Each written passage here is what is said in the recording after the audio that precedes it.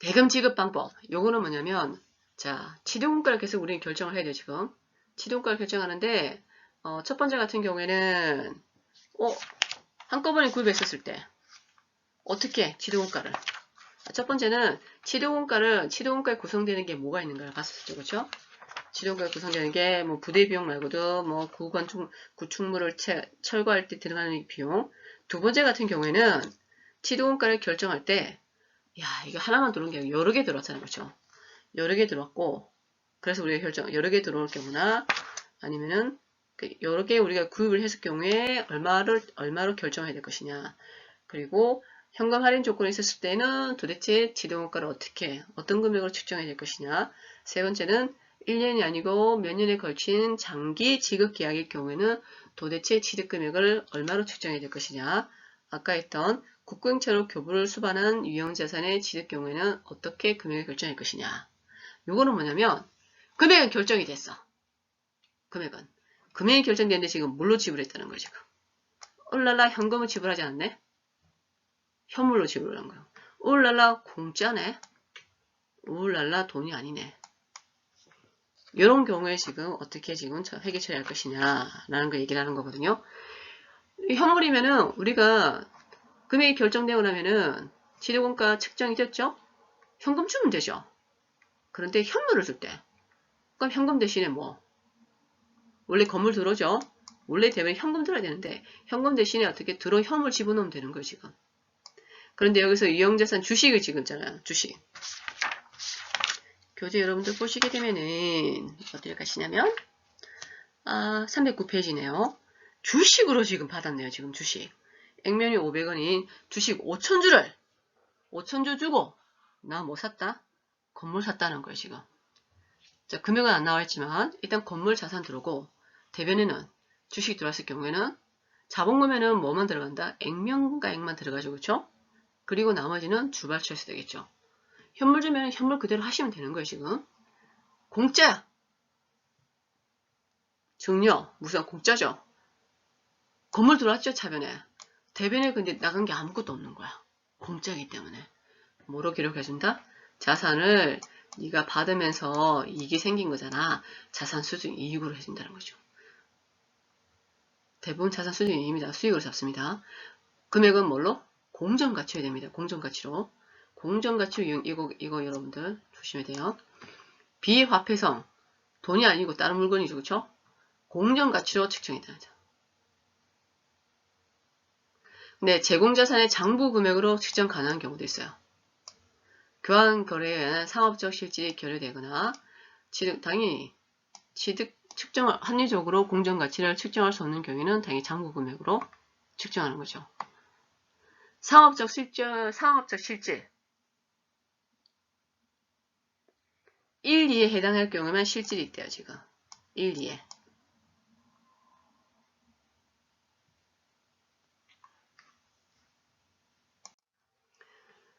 여러분들이 이제 상업적 실질을 했었을 때 딱히 구체적으로 지금 잡혀지는 개념이 좀 없을 거라 생각하는데 키워드는 교환이라 생각하시면 돼요. 교환.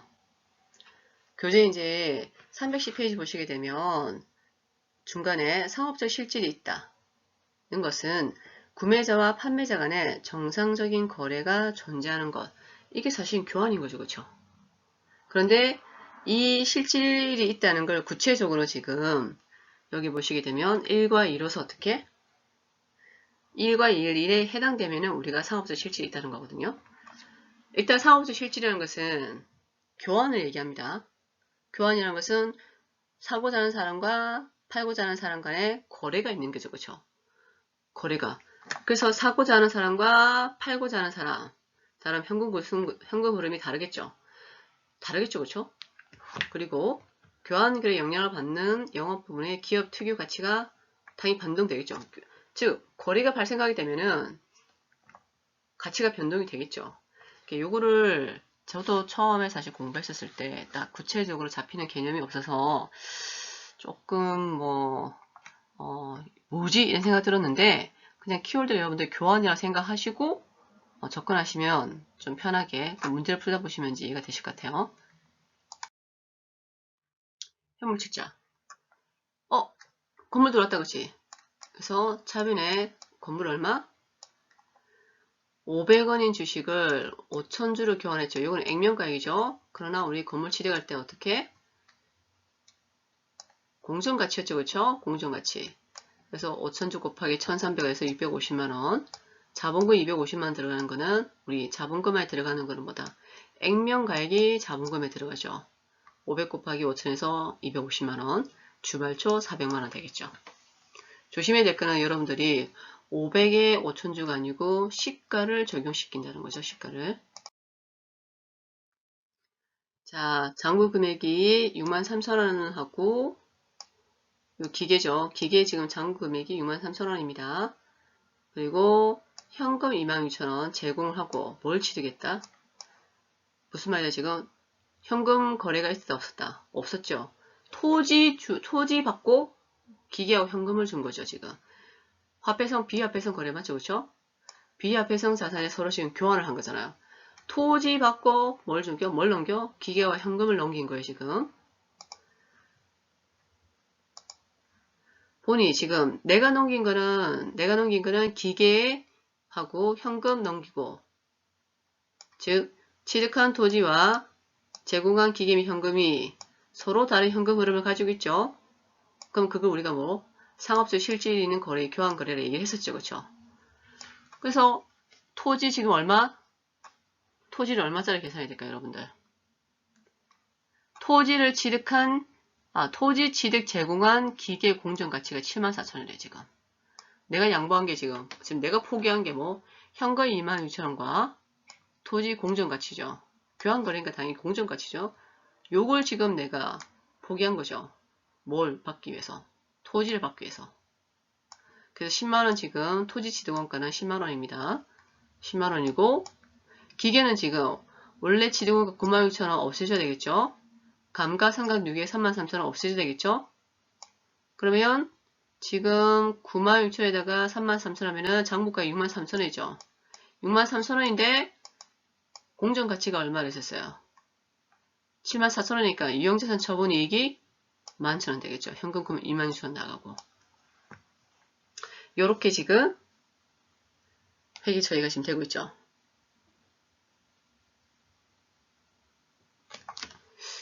자, 이게 좀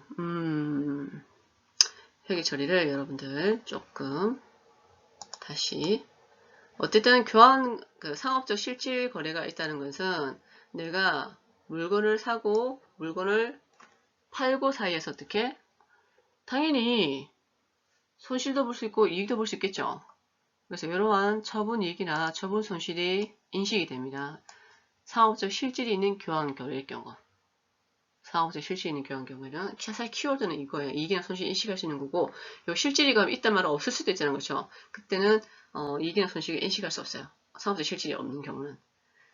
자, 크게 여기서 비화폐상이라는 것은 현금을 주고 왔다 갔다 하는 게 아니고 기계 줄게 토지 받고 토지 줄게 뭐 건물 아니 토지 건물 어쨌든 현금 거래가 없는 경우에 지금 교환이 발생한 거거든요. 토지가 지금 내가 토지를 취득하기 위해서 이제 회계를 좀 오래 하다 보면은 읽으면서 바로 회계 처리하는데 토지 취득하기 위해서 내가 뭐뭐 지급했대 지금 현금 26,000원 지급했죠. 그쵸?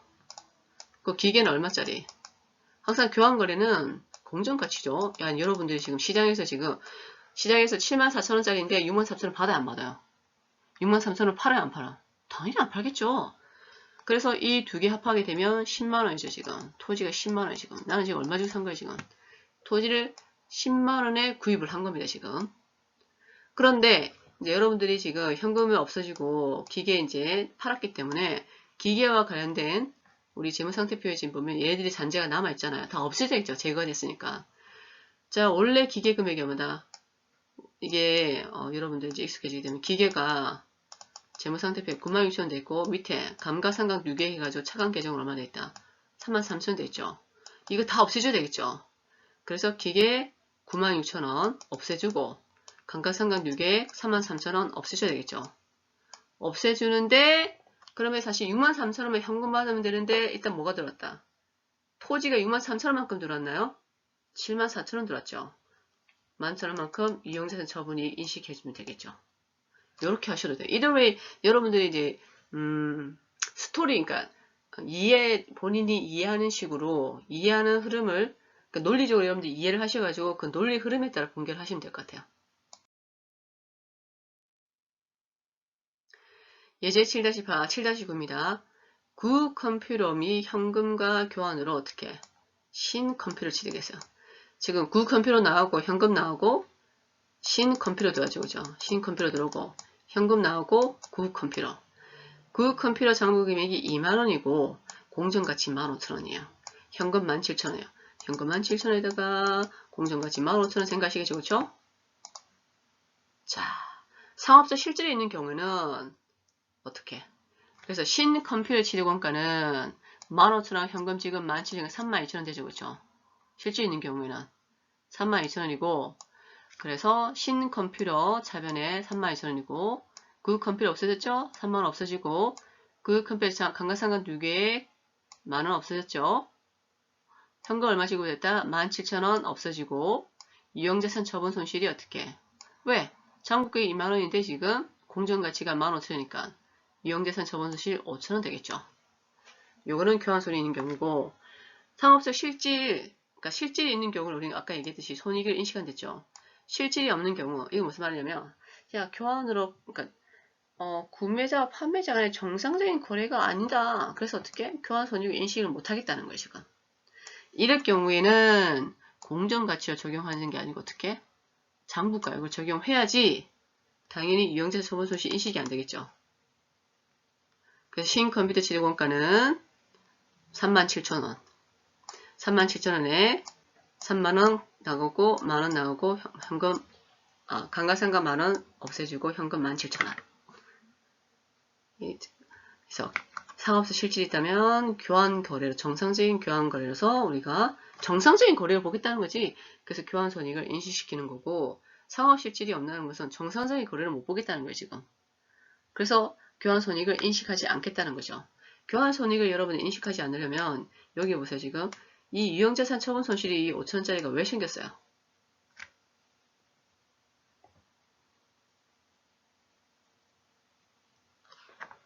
왜 생겼을까요? 구 컴퓨터 공정가치로 인식하기 때문에 그렇죠. 장부가액을 인식하게 되면은 처분 손실이 생길 필요가 없겠죠. 그래서 상업적 실질이 없는 경우의 경우는 어떻게? 장부 금액으로서 취득원가에 포함을 시켜야 됩니다. 장부 금액으로. 그냥 제가 동영상 강의를 하다 보니까 본의 아니게 이제 예제 문제도 사실은 다 풀게 되고 리액션이 없다 보니 리액션이 없어서 글쎄 일단은 그러면 저는 그래서 어떻게 생각하냐면 사실 수강생이 별로 없으니까 지금 저는 일단 뺄 수 있는 대로 동영상 강의로서 조금 빼고 나중에 우리가 이제 대면 강의가 될 때 연습 문제를 다시 한번 복습을 한다고 짚어보는 거죠. 연습 문제를 풀다 보면서 이제 중요한 개념이나 아니면 다시 정리할 될 내용이 있으면은 그때 같이 정리하는 걸로. 그리고 이해 안 됐던 부분은 이제 다시 질문하는 걸로. 이걸 제가 지금 동영상 강의를 찍고 있지만 이 강의를 끝내는 게 아니고 사실 중간중간에 퀴즈도 좀 봤어야 되는 제가 알다시피 여러분 연습 문제는 기본적인 문제거든요. 이 연습 문제 안에 여러분들이 알아야 될 기본 내용이 다 들어가 있는 거기 때문에 제가 원래 퀴즈도 같이 진행을 하는데 뭐 지금 이런 상황에서 비대면 강의를 계속 진행을 하고 있다 보니 일단 진도를 나갈 수 있는 대로 나가고 다시 이제 강의를 할 때 그때 고백을 해서 연습 문제 한 번씩 다 체크하는 걸로.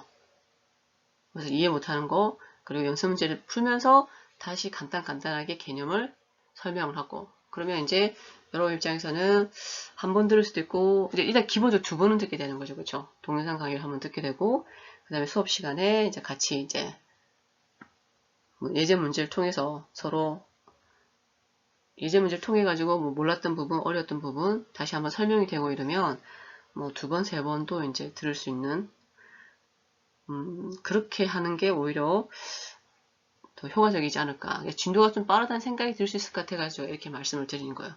내 욕심인 거야. 사실은 원래 이제 강의를 했었으면은 이렇게 디테일하게 예제 하나하나 이렇게 다 못하는데 동영상을 하니까 또 이렇게 가능하네요. 자, 쉬운 토픽이 아니고 또 어려운 개념도 있고 한데 알다시피 제가 말씀드렸잖아요. 그죠?